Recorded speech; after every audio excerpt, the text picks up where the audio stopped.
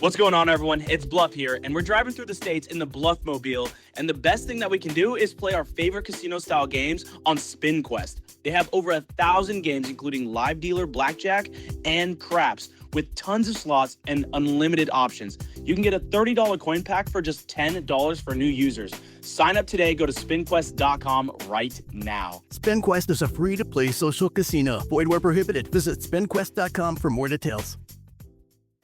You work hard to stay healthy and want the freedom to make the best decisions for yourself and your family. So why does healthcare still feel expensive and frustrating? Crowd Health is a different approach, built for entrepreneurs, families, and independent-minded people who want a simpler way to pay for healthcare.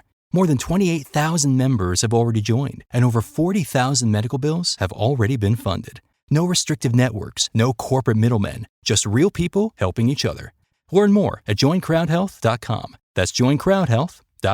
You work hard to stay healthy and want the freedom to make the best decisions for yourself and your family. So why does healthcare still feel expensive and frustrating? Crowd Health is a different approach, built for entrepreneurs, families, and independent-minded people who want a simpler way to pay for healthcare. More than 28,000 members have already joined, and over 40,000 medical bills have already been funded. No restrictive networks, no corporate middlemen, just real people helping each other. Learn more at joincrowdhealth.com. That's joincrowdhealth.com. Hi, I'm Anya Lichtarowicz, and this is Somewhere on Earth, your weekly look at technology and its impact on our everyday lives. I'm in Rio de Janeiro at Web Summit.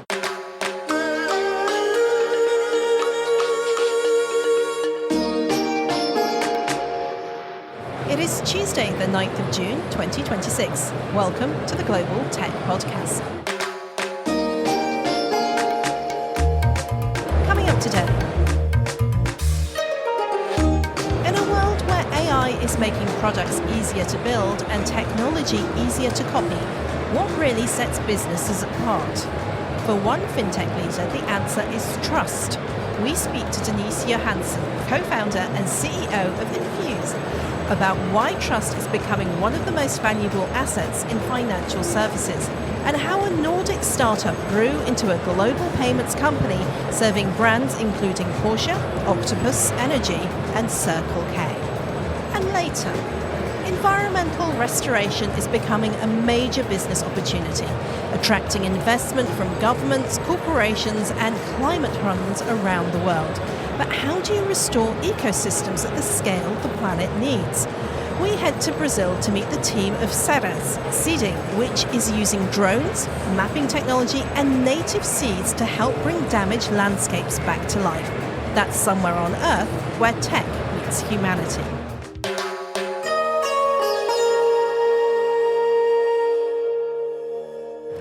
In today's tech landscape, innovation is no longer enough.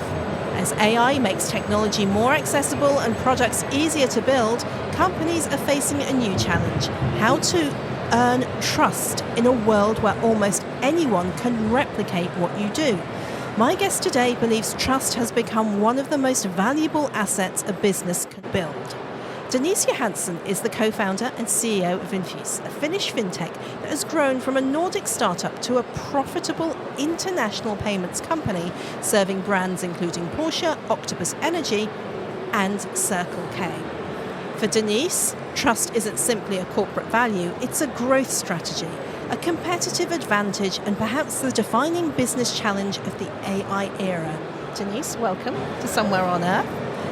Thank you. Thank you for joining us. Now, for years, fintech has been driven by speed, by scale, by innovation. Why do you believe trust has become one of the most important growth assets in business today? Exactly. For the last decade, I would say that fintech, we competed on who could build the fastest, automate the most, or launch the quickest, or move the most friction. But technology is becoming increasingly accessible. AI is accelerating the trend even further. So today customers, partners, regulators, investors, or even your employees, they are no longer asking just what a company can do. They're asking whether they trust that the company can do it responsibly. So when technology becomes easier to replicate, trust becomes much harder to replicate. And that's what I'm claiming, that it's the economy of trust nowadays. So when you look back at Enfuce's growth from startup to international payments company, was there a particular moment when you realised trust wasn't just a value but a commercial advantage? No, it wasn't one single point in time. I think I realized it when I played conversations with customers and partners in my head, and realizing that most conversations end up the same way. And that's when I'm asking, so why did you in the end choose Enfuce as your partner? And they all answered, we trust you. We trust what you say that you will deliver for us. You have a very transparent culture, and transparency creates trust. So that's why we choose Enfuce. So you kind of discovered it along the way. I mean, you started with it, but then you felt that its presence was really needed. Yeah, I think we founded a company not knowing that we will build trust in how we operate. We founded a company with how I would say many Nordic companies operates, and that's with transparency. That's admitting that within our industry, it won't always be flawless. Things will happen, and maybe transactions won't go through, but in the moment when things are not going perfectly, that's when transparency can come in, because if you take responsibility, if you are transparent to your customers, this is what happened, this is how we are fixing it, this is how we are taking accountability for what's happened, and this is how we make sure the same issue won't happen in the future. And that creates trust. So we came in with transparency in the core and within our core values, and that then turned out to be a real trust builder. So you've worked with major global brands, you still do. What are they looking for beyond technology when they choose a fintech partner? I think they are looking for someone they can trust, believe it or not. No, but I think they are not, or like it's easy to kind of tick off the boxes of compliance, of security, of showing how your technology will support their business case. But if you just look at that, then you can maybe compare on pricing. But are you really going to choose your long-term partner based on price? No, you do want something more. So they are putting their brands in the hand of the company they choose to work with, meaning that brand need to stay there for the long term. We need to be able to live and uphold their reputation towards their customers. So I think they choose a long-term partner that will operate with transparency and integrity. Now, many founders see governance, regulation, compliance as barriers to growth, but you've built a very profitable business while embracing those areas. What do you think they're getting wrong? I think it's how you look at it. Think about it as you can look at life with the glass half full or half empty. And for me, it's the same with compliance. You can embrace it or you can try to fight it. But if you're going to try to fight it and always find the easiest way around, it will be like it will drain you. But if you embrace it, if you look at it that this actually pull other companies away from entering the industry, you have an advantage for being able to uphold good compliance culture.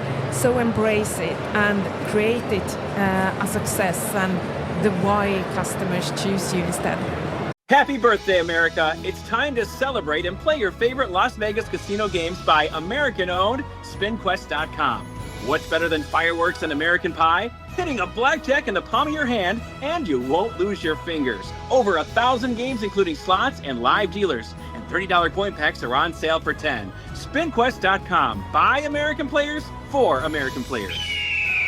SpinQuest is a free-to-play social casino. Void where prohibited. Visit SpinQuest.com for more details. Best thing that's ever happened to you financially. Go. Easy. Sold my car on Carvana. Amazing offer. Really?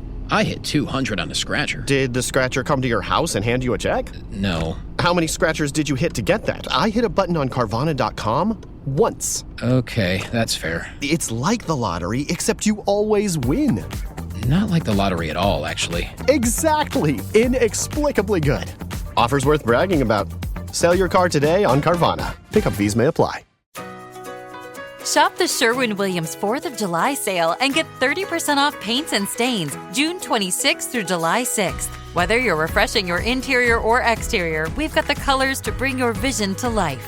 And with delivery, getting everything to your door is easier than ever. Shop online to have it delivered or visit your neighborhood Sherwin-Williams store. Click the banner to learn more. Retail sales only. Some exclusions apply. See store for details. Delivery available on qualifying orders. So AI, which is everywhere, obviously still at Web Summit, it's making products easier to build, easier to replicate. How does that change the role of trust in financial services and technology more broadly? I think it's giving trust even more importance for making the choice, for example, with partners. So if everyone can replicate a product, if everyone can replicate a service, then that won't give you an advantage for very long. But if you look at AI and you again come back to transparency and you are transparent with your customers how you are operating with AI, but also who will be accountable if AI makes the wrong decision.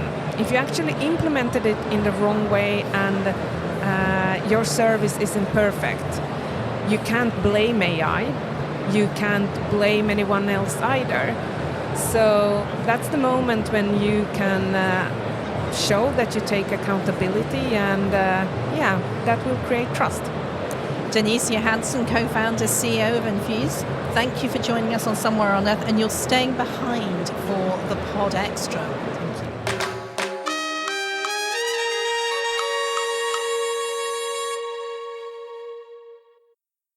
A huge thank you to everyone who has left us a 5-star review on their podcasting provider. Please keep doing so. Our numbers are growing. We've gained a few paid subscribers too. Thank you for signing up and paying. It really keeps the show running. For just $10 a month, you can subscribe for an ad-free extended version of the show. Just search pod.fan, Somewhere on Earth, podcast, and subscribe. Now, every year, millions of hectares of land around the world are damaged by deforestation, wildfires, mining, agriculture, and climate change. Restoring those ecosystems is one of the biggest environmental challenges of our time. But traditional reforestation is often slow, expensive, and difficult to scale. Now a Brazilian startup believes technology could help change that using drones, aerial mapping, and specially designed seed dispersal systems. Ceres Seeding is working to restore degraded landscapes across Brazil, planting native species in areas that are often difficult for people and machinery to reach. The company says the future of reforestation could be autonomous, data-driven, and significantly faster than traditional methods. Now, joining me here at the podcast booth at Web Summit Rio is Fernando De Luca, co-founder of Ceres Seeding. Welcome to Somewhere on Earth. Thank you so much. Hello, everyone. So when people hear the word reforestation, they often picture volunteers planting trees one by one on a nice sunny afternoon. But, why is that approach no longer enough to meet the scale of the environmental challenge we face? That's a really nice question. So actually people are not wrong on thinking that, because for years now that was really most of environmental restoration market. So it was really a NGO or governmental driven market. The projects were really driven by voluntary efforts indeed.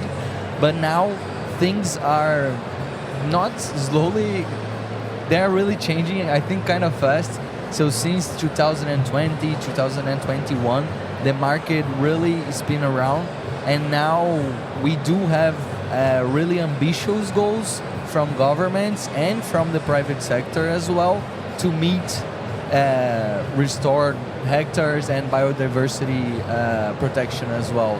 So the goals really changed the last 5 years, and that's why the traditional methodologies can no longer handle the speed that the goals now requires. And how serious is the reforestation challenge in Brazil? So here in Brazil, we do have a lot of areas that are designated to environmental restoration projects because of different reasons. We have carbon-driven projects, biodiversity-driven projects, and environmental law-driven projects. And most of those areas are in remote regions, hard-to-access areas, where you can really implement projects with heavy machinery or with the help of some traditional tools as well.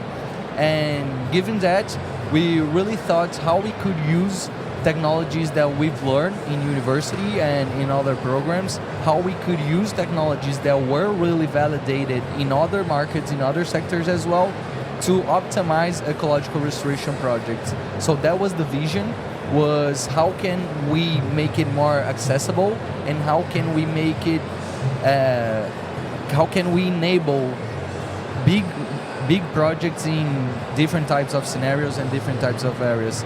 So that's how we started to introducing drones, LiDAR sensors and other types of technologies to this market to really try to meet up with the goals that the government and private sector has established. So tell me a little bit about Ceres Seeding and how exactly do those drones help restore the ecosystem? Perfect. So at the beginning, we started focusing on a seeding dispersal system. So the idea was to get native seeds and be able to sow them in hard-to-access areas with drones. We live in a mountains area, so it's really hard and expensive to implement ecological restoration projects over there. And we started focusing on seeding, and as time went, we were able to get a few partners, a few clients, some resources, and we saw the possibility of implementing not only drone technology, but also other satellite technologies as well in all steps of ecological restoration projects. So today, we have from small drones that carries RGB cameras, multispectral, LiDAR sensors, to do the initial mapping and then the monitoring of ongoing projects, up until big drones, agricultural drones that are able to do the spraying of different products and be able to sow the seeds as well. So today we kind of use this integrated technology in this end-to-end chain in the project. So talk me through what happens from the moment you identify a degraded area, or someone comes to you and says, we've got this area that really needs some work on, to the moment the seeds are actually planted or dropped. Perfect. So it's a really nice question as well, because sometimes people doesn't really understand all the steps that ecological restoration projects takes. So we do have a lot of processes in between those two stages, in identifying an area and then to actually implement the project, and then we have the maintenance and then the monitoring. But from the moment we identify a degraded area that needs a project, we do an initial diagnostic where we do not only aerial imaging of the whole area to identify different vegetation indexes and the biomass of native vegetation and invasive vegetation we have there. We also do on-ground monitoring where we go identifying the species we already have there, identifying the type of invasive species we have there as well. That's a huge problem. It's one of the hugest problems we have here in the Atlantic forest here in Brazil. So the first step is really this diagnostic where we're going to not only see the whole scenario that we are really going to face, but also it's the moment where we do the initial protocols of the preparation the area needs to have, how we're going to implement, if we're going to drop the seeds or if we're going to do seedlings, and how we're going to maintain and monitor the project. So this is a really important area because this is where we're going to estimate costs, is where we're going to estimate the time the project will need to happen. So we have a lot of planning, and then before actually dropping the seeds, we do have a whole preparation stage before as well, where we need to prepare the soil, control invasive species, control predator ants as well. So it's a whole project before the project. Yeah, I was going to say, just to remind listeners, invasive species are ones that shouldn't be there. Yeah. They may well have been brought in by humans from other regions, other countries even. Yeah. That, is particularly during Victorian times, the British Empire. Exactly. So we have many species that may look beautiful but really shouldn't be there. But how do you how do you use technology to help you rid yourselves of those species that can't be there? So first we identify what are the species that should be there and what are the species that shouldn't be there. And the aerial imaging do helps a lot this process, especially in really big areas where it's really hard to do the diagnostic. Sometimes people think that if you have a 100 hectares area, it's the same scenario in all the hectares, and that's usually not the case. So it's really important to do a diagnostic for the whole area. And then first of all, the technology helps us to identify the invasive species, and then it helps us to really control it with different tools. So with drones, we do have different products where we spray them with drones to control the invasive weeds before coming with the native seeds. We do have manual control where you go there and you need to actually cut the grass off the ground.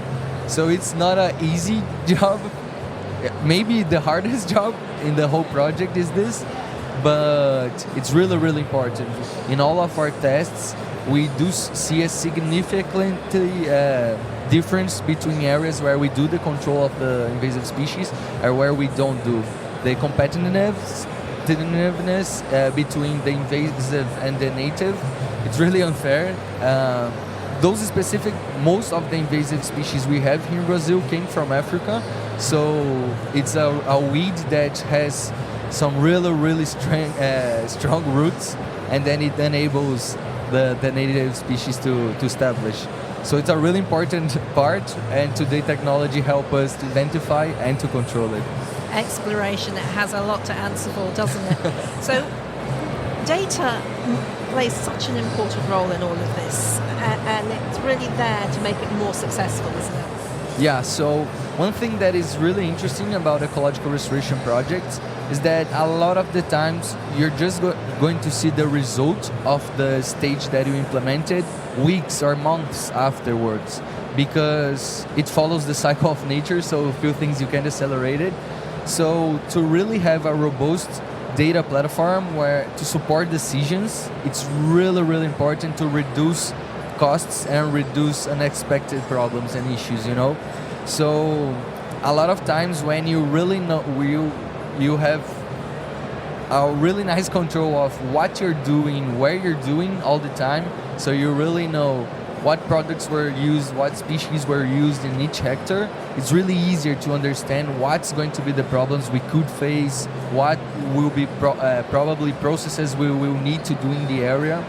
And to implement a stage and then just see the result after 4 months, it's really dangerous because you could lose a whole project with that. So this data-driven support for solution, it's something really new in this market. So now we have more startups focusing on the management of data as well as the development of protocols based on different types of data as well.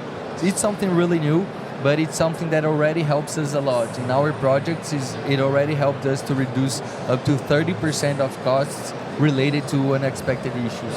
So a reduction in costs, and I'm assuming a reduction in time as well. In time and risks as well, because we do work in mountains areas, hard to access regions. So if you spend few time in the field, few risks as well. So important for our employees as well. So do you see a future where autonomous technologies become a standard part of environmental recovery around the world? I do think so. We know that some traditional methodologies, especially in ecological restoration sector, aren't going to be autonomous. Some processes need to follow the time of nature. Some processes need to have the engagement of communities as well. So we know for sure that it's not going to be an end-to-end 100% autonomous, but our objective here is to identify what processes could be autonomous, what processes could have benefits on spending less time and less money in the field as well. So our goal is really to integrate technology with traditional methodologies to really optimize, but not have a full autonomous project. In the end, we do have a lot of community engagement, and we do have to follow the cycle of nature. There's nothing we can do about it. And you've got some of the kit on your stand, and you've even got a specialist little seed dispersal roller attachment, I guess one would call it, to the drone. I will post a picture online, dear listeners, so it will be there. But explain how you developed that. Yeah, so this is our first patented technology. So we started with this. Today we do have drones, agricultural drones that works with spreading crop seeds, basically, so one type of seed. And here in our projects, we use up to 60, 70 different species per project. So we do work with seeds in different formats, different sizes, and with the solutions we had at the moment, it wasn't possible to work with seeds in different sizes and different formats all at once. And to work with the drone, if you don't work all at once, it doesn't really make sense, because then you're going to spend the same amount of time. You're going to have to do more drone flights, aren't you? But it's like a little conveyor belt, and the seeds are coming in there, and I guess the different sizes all fit in there, and then they little ridges that mean that it all pushes off the edge. It's quite very simple, but very clever. It's very simple, and the version that you saw, it's like version number 15, 16. So we went through really more complex. At the beginning, it was more complex, the device actually, and then we started to figure it out that we're going to work with a big amount of seeds and really various types of seeds, so we should make it simple. So we were making simpler, and now that's the final patented version. We do have other hardware that we are developing, and the differential is that they are all focused on Brazilian biodiversity specifically. Mm-hmm. So we work with seeds from different regions, different states, different biomes here in Brazil to get to this specifically device. Maybe other biomes from other countries, you need different adaptation, but we do focus a lot on biodiversity-driven tech. So all our hardware and our softwares are really based on Brazilian species and Brazilian biomes and Brazilian conditions. The tech should work elsewhere. People will just have to come up with their own special seed mixes, won't they? Here in Brazil, we do have the biggest biodiversity, so I think it could work in other tropical countries as well. Fernando from Ceres Seeding, thank you so much for joining us here on Somewhere on Earth. And thank you for listening. If you enjoyed this conversation, make sure you subscribe for more stories and ideas from leaders shaping the future of business, technology and society. The sound engineer is Leandro Fente. I'm the editor. Until next week, goodbye.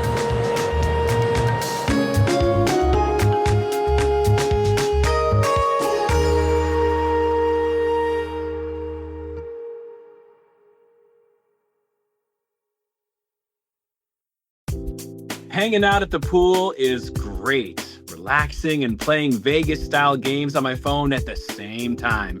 Drink in one hand and a blackjack in the other. It's all at SpinQuest. Over 1,000 games, including your favorite slots and table games. Be cool with this summer special. New players get $30 coin packs for 10 at spinquest.com. SpinQuest is a free-to-play social casino. Void where prohibited. Visit spinquest.com for more details.